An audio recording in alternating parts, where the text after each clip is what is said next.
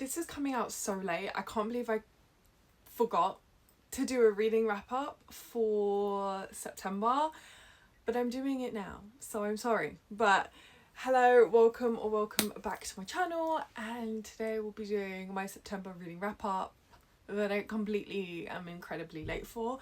I read 13 books in September. It was a really successful reading month. I found a lot of exciting reads. So I'm going to do an order of best books that I read in September to worst, and let's get into it. So one of the best books I read in September is The Bone Season by Samantha Shannon. I rated this a 4-star. I love Samantha Shannon's writing. I just find it's always something I can fall into really easily. It's so descriptive and detailed, and there's just no gaps. And this one was really, really interesting. It was very unique, and it had a very unique plot point. I was really excited about getting into this, but I put it off for so long, and I think now there's like 5 or 6 books out in the series, and I finally picked it up because it was my Little Red Cups pick when I was doing my TBR, and I'm so happy it picked it up. I'm so happy it was picked up by my Little Red Cup. It did exactly what it was meant to do and forced me to read books that I was putting off, and I just was so surprised at how much I loved this and how just different it was to everything that I had been reading. It's not a romantasy, it's a fantasy with a romance-ish subplot. It's a very slow burn, but just the whole magic system and the way the world is set up, it's just so different to books that I've been picking up in the fantasy genre, and especially in this day and age, it's so illuminating and really has you thinking. And I'm just like, it's crazy how, with everything that's going on at the moment, how similar it is to what's been going on and what the future may possibly look like. And yeah, I just was really intrigued by this, and I had such a great time. I will be picking up the rest of the books in the series. I'm trying to find the next book in hardback, but it's harder than I thought it'd be, to be honest. I did think it was going to be quite easy to pick up. I kind of should have bought the whole series when it came out, when it was republished for the 10th anniversary edition, but I was like, I'm trying to be smarter with my book buying decisions, and I was like, I'll buy the first book, and then if I like it, I'll buy the next book, and then that way I'm not wasting money on books that I potentially do not like, because I've had that happen quite a lot. And now I regret it because it's so hard to find the next book in the series in hardcover for this edition. So yeah, I really enjoyed this. I'm really happy that I picked it up, and I'm really excited to see the direction of the next book, because I still remember, even though we're in October now, I still remember the way this ended and what may potentially be happening in the book and the elements that kind of crept up towards the end that I was really intrigued by. So that was really good. Next up is The Ever King by L.J. Andrews. This is my second book that I've read by L.J. Andrews. I read her newest release, which is what prompted me to pick up the Eversea series, which was picked up traditionally and was being republished in monthly,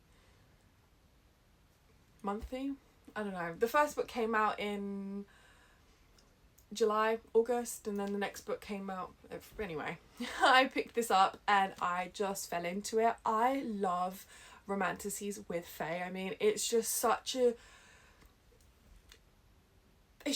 hard to do wrong, and although yes, it can become repetitive and boring, sometimes an author can really surprise you with the direction that they decide to take the fae element in, and they kind of make it their own. And L.J. Andrews definitely made the fae different and standing out, and I really, really loved the way that she did it, and I am so intrigued. I'm actually picking up the Ever Queen book now. I don't even know where it is. I was here. I'm actually reading The Ever Queen now, and yeah, I really love the fae in this. I love how different they are, and I love the world, and it's just the magical elements really pop out to you. Like, it's so incredibly vivid. I don't know how to describe it until you read this yourself, but the way she describes the magic, the way she describes the world and the fae, it's just really stands out, and I just really, really loved it. And this was such a superb romantasy. I think I ended up rating this a 5-star. I just had such fun. I really fell into it. It was really hard to pull away, and I just didn't want to put it down. I didn't finish it in one sitting, I don't think, but it was just so incredibly hard to put it down. Every page was a page turner, and everything every time something was happening, I was just so locked in, and yeah, I really love this, and I'm hoping the second book is as good, so we'll see. Another Fae book series that I picked up is A Tongue So Sweet and Deadly, A Promise So Bold and Broken, and A Bond So Fierce and Fragile. These are the first 3 books in the Compelling Fates quartet, with the 4th book coming out in December, which I'm so excited about. Although I think she might be being picked up traditionally, so that may change. I'm really hoping not, because I'm so excited for the 4th book, but it's so well deserved. This series was exactly what it says. It was so compelling, and yes, you know, reading Fae reads may get boring. There's nothing terribly unique about the Fae in this, but I love Fae reads. I can never get enough, as long as the story is done properly and the plot is, you know, explored and there's no holes. I love Fae reads, and this is no exception. This is another 5-star series for me. I think that the first book really kept you on your toes, because you didn't really know what was happening. You had suspicions, but you weren't sure if you were like making it up in your head or you're just hopeful for it. And then everything really snowballs, and I was so enraptured with these characters. And yes, I do wish there were other points that were more explored and more detailed, especially when it came to the FMC. But even without it there, I still had such a great time, and I really fell into it. I read all 3 books in less than a day each. I finished them in one sitting. I was completely captivated, and I just couldn't put it down. I completely forgot about all my responsibilities and everything, because there was just no way I was putting it down without figuring out or finding out what was going to happen next. And I just had the best time with this, and yeah, I highly recommend this Fae series, and it's almost completed as well, so you really have no excuse not to pick it up. And do you know what, I genuinely don't think that I had one bad book in October. I had one bad book in September, and that's how amazing of a read I had the last couple months. The next series that I read is the Black and Bond series. I read this on Kindle Unlimited because the 3rd book had come out and I hadn't bought the first 2 books in paperback. I'd read them on Kindle Unlimited, so I was like, I'm going to continue reading them on Kindle Unlimited, and then when the next book comes out, which I think is the last book, I will just buy them all in paperback, because I really love this series. So I reread the first 2 books and then read the 3rd book. Is it the most amazingly written story and has everything that you want from a romance? No, but I just have such a great time. I just love it. It's like, I don't know, it's not like a guilty read, but it's just a read that it's not perfect, but it's perfect for just falling into escaping reality. Really, I love these characters so much, and I love how the FMC is in these books. She's so strong and independent and fierce, and just really gives no fucks, and I really love that. In an FMC, I'll fall for it every single time. And I will warn you, there are holes, there are stuff that, you know, could have been done better, but I don't care. I love it so much, and I'll keep reading it, and I'll keep picking it up, and I don't care that there's issues with it and there are things that I wish were done better, because I just have a great time reading it, and that's what I have to say. But I definitely will be picking up the entire series in paperback, because I think it's just something, whenever I'm read a really heavy fantasy or really heavy book, I will just read those, pick those up again, just to escape reality and maybe get me out of a reading slump or something like that, because it never fails. A new to me author that I picked up in September is L.K. Stevens' Silver Cloak. I don't know why I didn't pre-order this, or I ended up picking this up because when it was released, I had really good things. And her other book, These Infinite Fates, no, I don't think it's called that. Her other book, which is under her pen name Laura Stevens instead of L.K. Stevens, I wasn't interested in that at all. It was just a very romance heavy element plotline rather than a fantasy plotline, which is what I tend to prefer and tend to gravitate towards. But then I realised that this is the premise of wand magic, which is so nostalgic, and then it's magic that's powered by pain or pleasure that the wielder receives. And it's got rebellion elements, it's got betrayals, it's got secrets, it has everything I love, and I had no idea.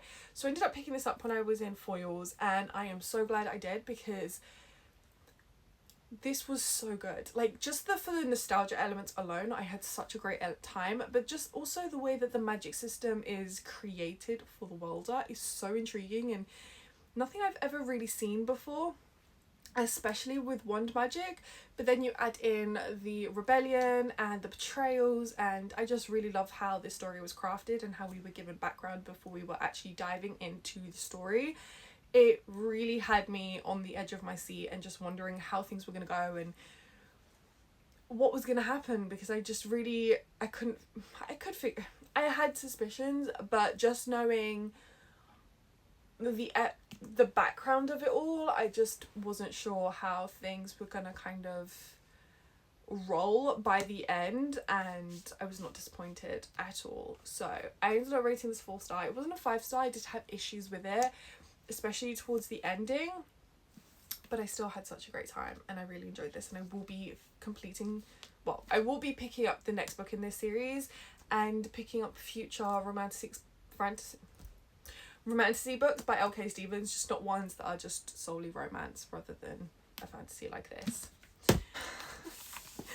Next, I picked up the first 2 books in the Fear the Flames series. I reread Fear the Flames and then picked up Wrath of the Dragons. I read Fear the Flames when it was an indie published book, and I still have the indie paperback somewhere. But I liked the first book. It was a 4-star. It wasn't a 5-star because I did have issues with it, and I did wish we got to see more of certain elements. But the second book, I mean, Caden, the way that man talks, flawed. Absolutely flawed. This is a guy who would do absolutely anything for his woman and is just groveling galore. Now, that isn't to say that I didn't have issues with the first part of this book, because I just felt that some of the problems that we were kind of working through in the beginning were very, very weak in why they were problems. I just didn't feel like there was a strong argument for it to be that serious, and yeah, I just couldn't really understand it. It didn't feel like it needed to be that big. I don't think it needed to be that long or that over exaggerated, but I still really enjoyed it. It's a 4-star series. It's not 5-star because I do just really have issues with 2 elements in the 2 separate books. But I do think the third book, I said this with the second book, I loved the second book way more than the first book, I will say that. But it was just the beginning that was just kind of like, oh, come on, get over it, let's move on from this, because it's just the argument is too weak for it to be this serious. I just didn't think that there was any solid foundation for it to be that dramatized. But I did really enjoy it, and I really, really love the romance, the war elements that's going on, the trauma that's kind of explored and worked through. And yeah, I mean, Caden, God, that is a man who will do anything for his woman, and I love it. I fall for it every time. Now, last but not least is the second book in the duology of the Shadow Duet. Yeah, this is the second book in the Shadowborn Duet, and I absolutely love everything Carissa Broadbent writes. I just don't think there's a single book of hers that has completely flopped for me. I love every single one, and this duology is no different. It's just as good, if not better, than the Nightborn Duet. I really love seeing Mishka's story, getting to kind of understand her history and just her as a character overall, and then her working through so much, and it's just not rushed. We really get to see her come to terms with, first of all, her reality, second of all, the things that she's happened to have gone through when she was younger, and just the issues that she has within herself with why she is the way she is and why she has struggled so much with her, understanding, accepting her reality. I really love Mishka's story. I think it was so needed, so necessary, and I love how it also developed the main plot point for all these duologies that's adding up to the final duology. I just fell for every little snippet we got to see of previous characters, every little snippet we got to see of the next duet, and it was perfect. I love their story, I love the characters, and yeah, it really had me absolutely frothing at the mouth for all the theories that I had coming. I actually did my I actually have posted my Crowns of Nyaxia reading vlog, so if you do want to see me read all the books in the Crowns of Nyaxia universe, that is already out, and it's quite a few videos ago. But yeah, I love the Crowns of Nyaxia. I love the Crowns of Nyaxia universe, and I love how every book just adds to the overall story, the overall history, the overall world. We really get to see every element of this world, and yeah, it just makes me so excited because I really think this is just such a good, well done, interconnected duology series, and I'm really, really, really excited for the next set of duologies because, first of all, I suspected, but I wasn't sure who was going to be in the next duology, and I'm so excited to see that POV, Septimus, because he's such a mysterious character. I really can't get the nail on the head with him, and having read this book, I do have more of a solid grasp on what his plot is going to be and what he's after and what he's doing, and kind of like his... I can't say it, but yeah, I'm really, really excited for that next duology. I think it's going to be so good, and I'm really excited to see what he does.